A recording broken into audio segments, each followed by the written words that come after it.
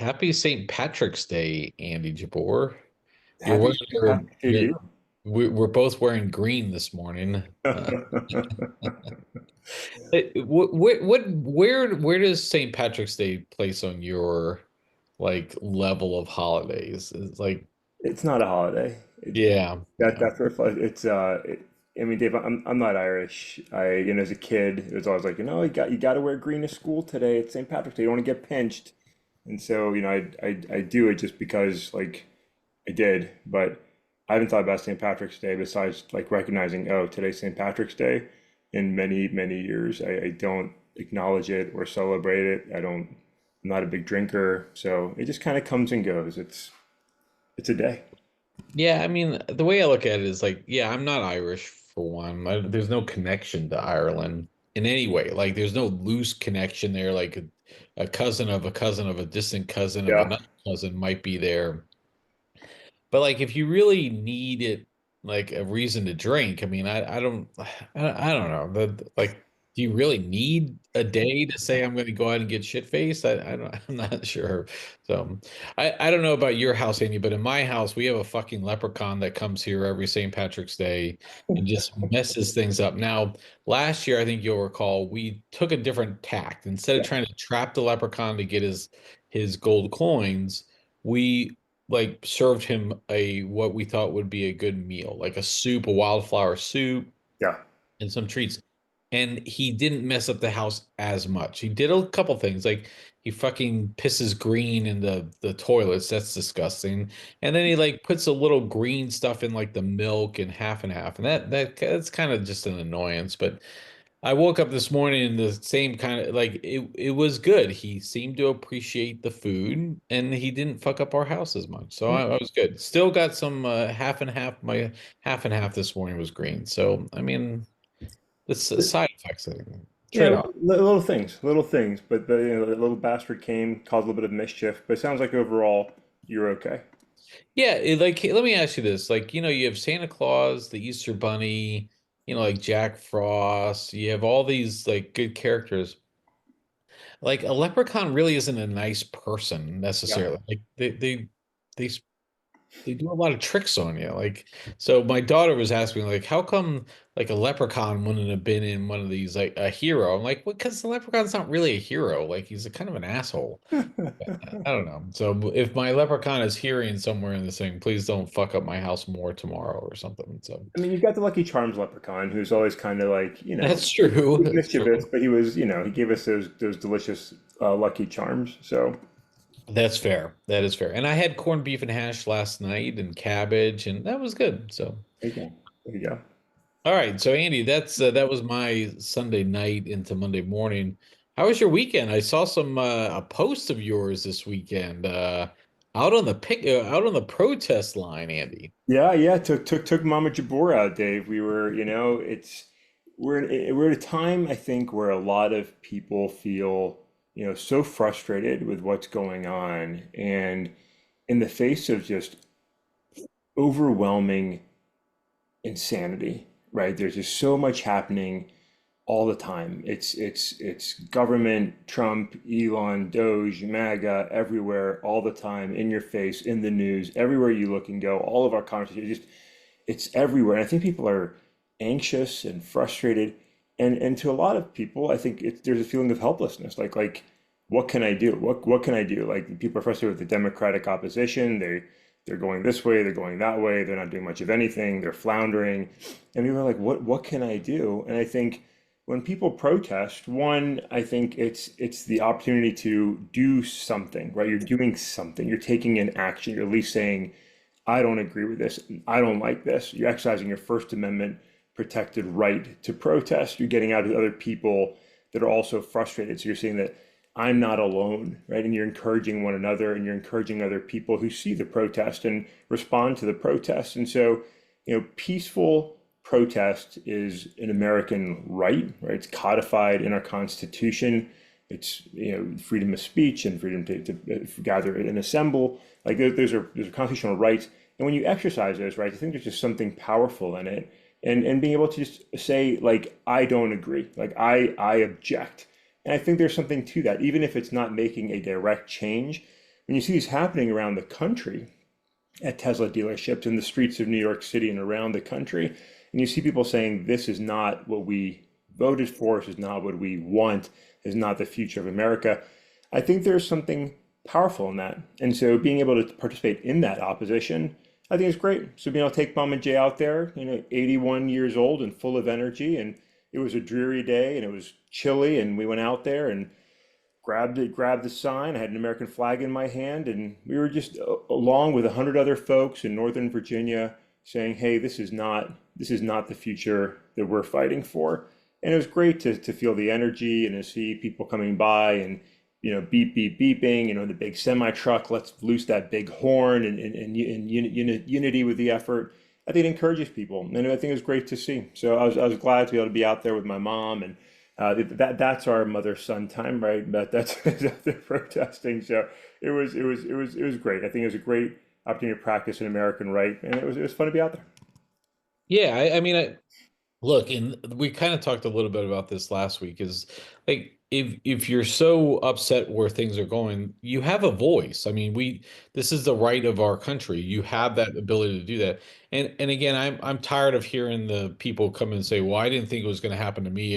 If I would have voted," like I've seen some things about Nebraska, like Nebraska's about ready to declare bankruptcy because they can't produce enough, because their workers are gone, and they all were like, "Yeah, we voted for our own demise." And I'm like, "Well, look, I mean, if you don't educate yourself on the issues, and again, this is why I think it's just so important that we have to step away from like social media. We have to step away from the 5 second talking points and really understand the issues here and understand the positions.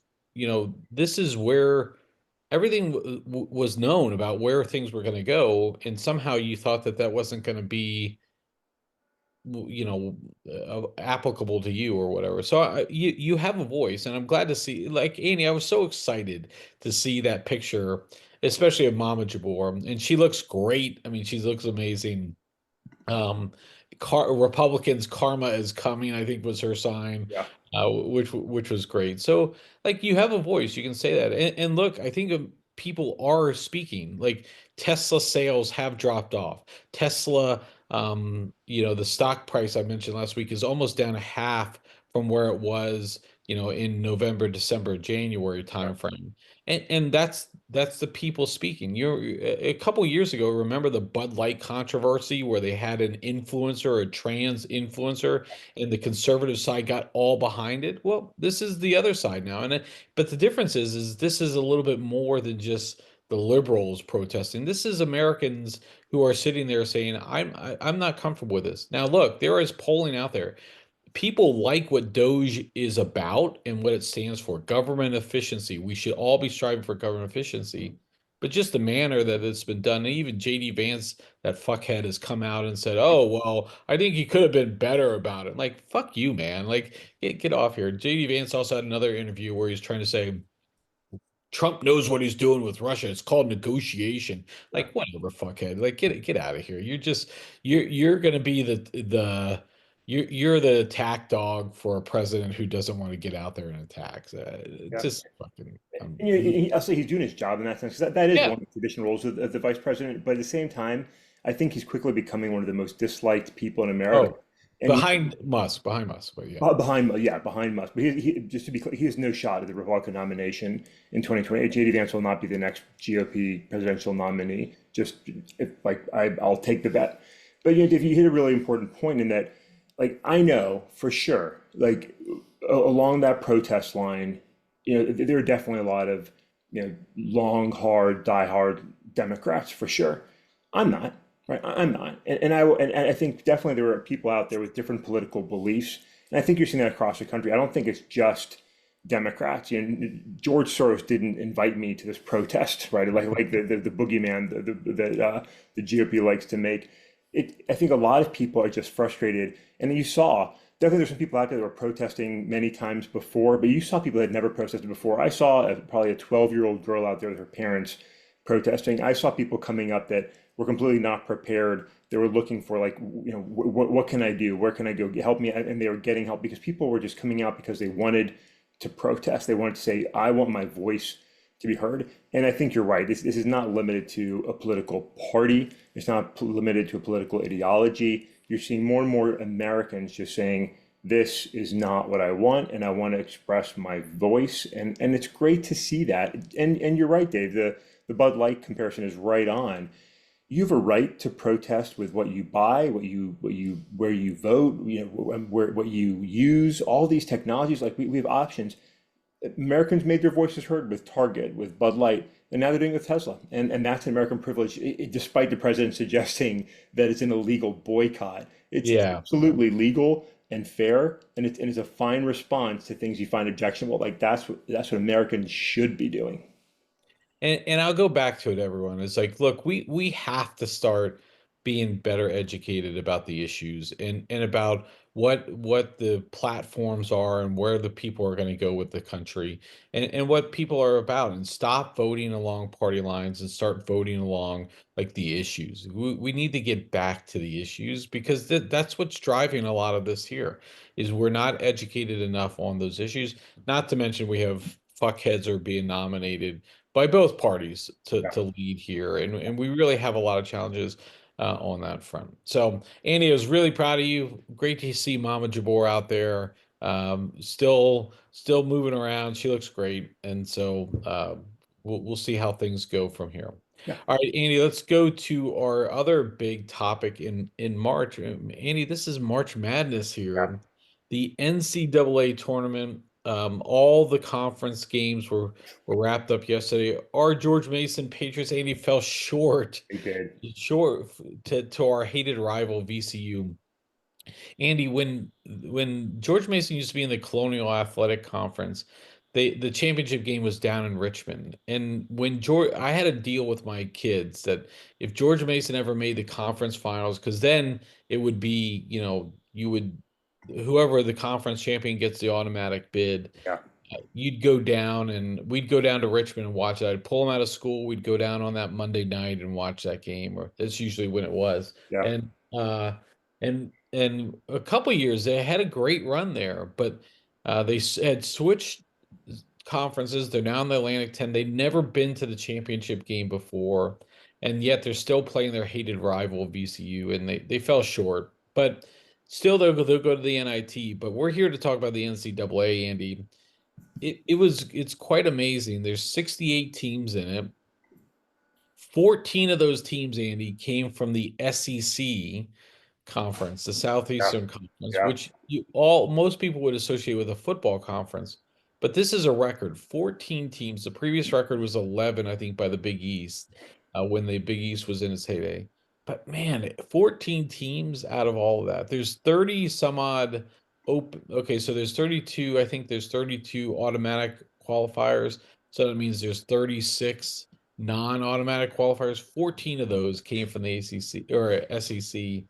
Ooh, that's good. It's going to be quite a tournament. Are you excited about the tournament, Andy? I mean, I do. I get excited. This is the only time I really pay attention, right? Now, for a lot of these teams, I'm not tracking them during their season. I don't know who's up and down, and then, but the tournament comes, and like a lot of Americans, like, okay, like let's pay attention. Let's get excited. Who are the local teams? Who are the teams I know? Who are the teams I hate? And who can I cheer on? Who are the surprises and the upstarts that made it in? I think it's so fun to see. And the SEC had a big win. I was disappointed by Mason rimmed out a three-pointer and didn't quite make it in. That was tough to see, but that's basketball, right? And then the women to see UCLA get their first number one seed. I just think it's so exciting to see these teams come in, perform, and now the drama of the tournament, right? Who's going to sneak into the Sweet 16, right? What low-ranked team is going to make it into the Elite Eight, right? Will there be a 10, 11, 12 seed that breaks into the Final Four? It's just so exciting to see these young men and women have a chance to like live out their dream. And at the end of the day, like we talked about when we talked about the introduction of football playoffs in college, like 64 teams are in this tournament. And while the odds of that low ranking team making it are slim, they've got a chance. And that team can dream and they can play.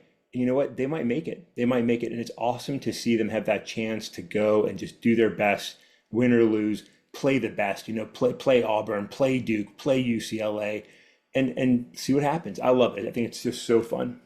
Yeah, I mean, you're exactly right. And it's that surprise. Who's going to be in the Sweet 16? Who might even make the Elite Eight that you would never guess about? And the top four teams, look, there's really strong teams this year. And in a couple previous years, it was kind of like, oh, I don't know. But Duke with Cooper Flag, who's expected to be the number one draft pick this year. He's like a generational player, everyone believes. And look, he looks great, and he had a little injury in the ACC tournament, but they there's just so many good teams. Auburn, Florida, Houston, and Duke are all the number one seeds. Yeah, But this is a really deep tournament where there's going to be a lot of surprises, and everyone loves the 5-12 matchups, Andy, because the 12th seed is usually one of the last groups in, but they're really a strong team.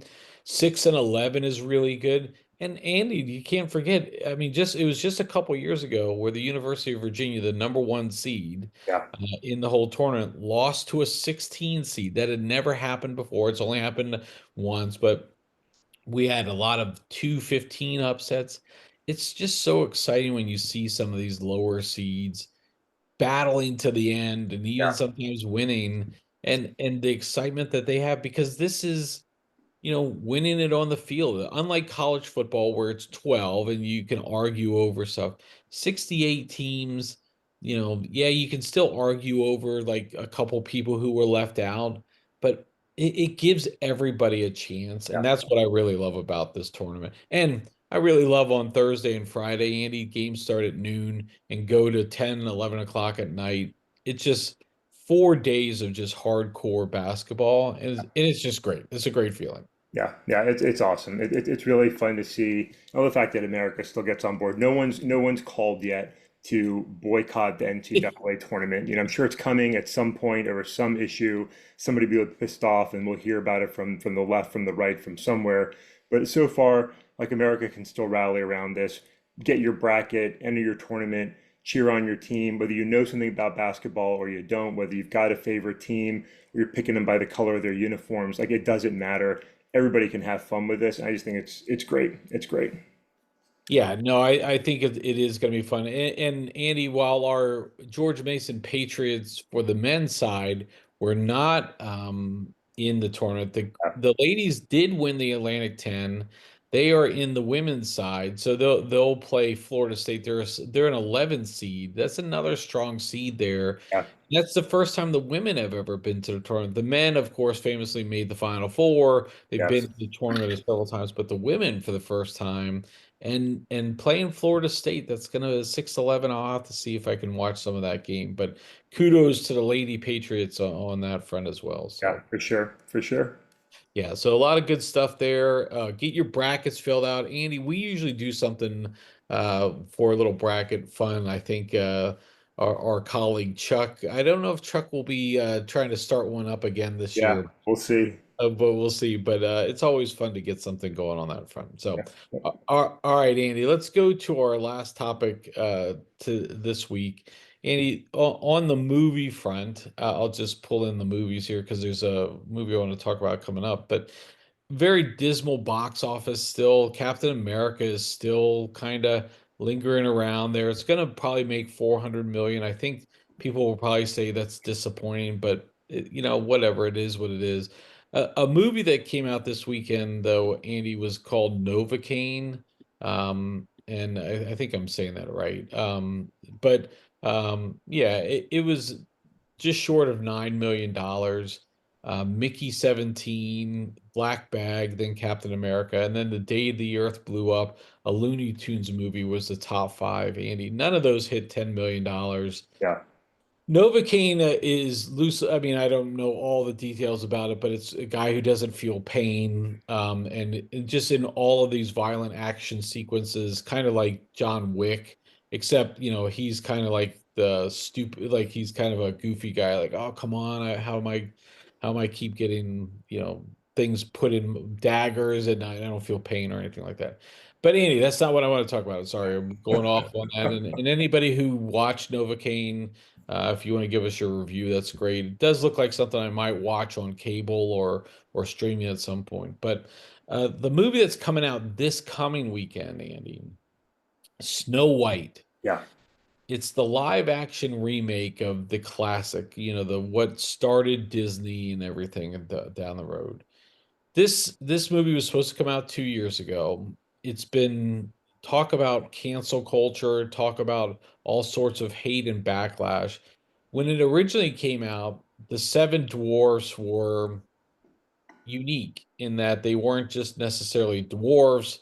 They all had, some would argue, DEI characteristics, Andy, and strayed away from some of the traditional seven dwarfs of what Walt Disney was about. Also, the lead actress for who played Snow White, who had been in other things. She had done the what's that? We Are the Jets. I can't remember. A great musical, live action musical. She came out and said Snow White's going to be. We're going to have a different take, a more powerful Snow White, Yeah. and everyone's like, "Rah, this is out of control." Well, they overhauled the whole movie, and now if you look at it, the dwarves are what we would kind of think of dwarves, those fun-loving dwarves. But it still comes back to, why are we making these live action remakes of cartoons? Like, is it just the money grab? How many more times do we have to tell Snow White? There was Mirror Mirror, there was Snow White and the Huntsman, there were all these different types of things. And at the end of the day, Snow White has become, like, she wasn't just a sweet princess who was trying to get killed by the evil stepmother and rescued by her prince. She's now has to be the insurgent, and she's going to overthrow the queen.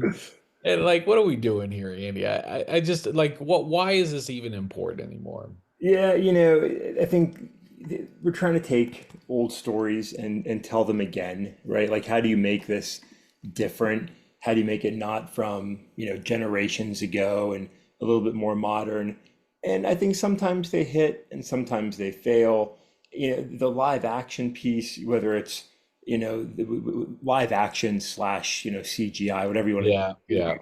But whether it's The Lion King or Snow White or whatever it might be, like, yeah, at the end of the day, there's money to be made, Dave, right? So things that we enjoyed 20, 30, 40, 80 years ago, we want to make them again because there's a lot of money to be made and there's a story to be told and shared.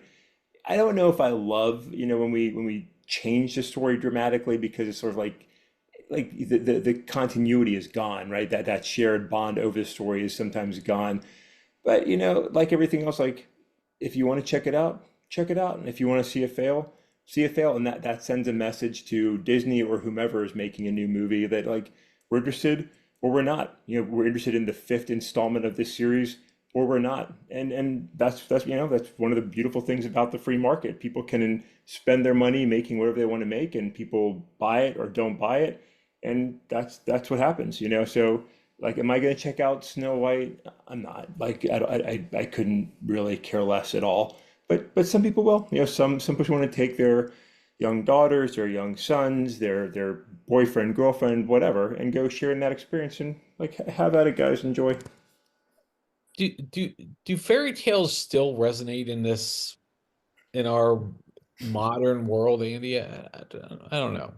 Not the same way, I don't think, Dave. We're so disenchanted, I think, with Yeah, optimism. And, like, the fairy tales have their own craziness too, right? I mean, they're half horror story, Some of those crazy old German tales are kind of nutty when you look back at them, but Hansel and Gretel. Yeah, yeah, yeah, but they were fun. And again, one thing we used to have much more than we do today is that common reference point, right? So, like, everybody knew these stories, and there's a shared experience in that. Whereas today, everybody's got their own story, which is both wonderful and challenging. And so, when there's 85 different versions of Snow White, it's like, pick your own Snow White. We don't necessarily have that same, shared experience that we used to have.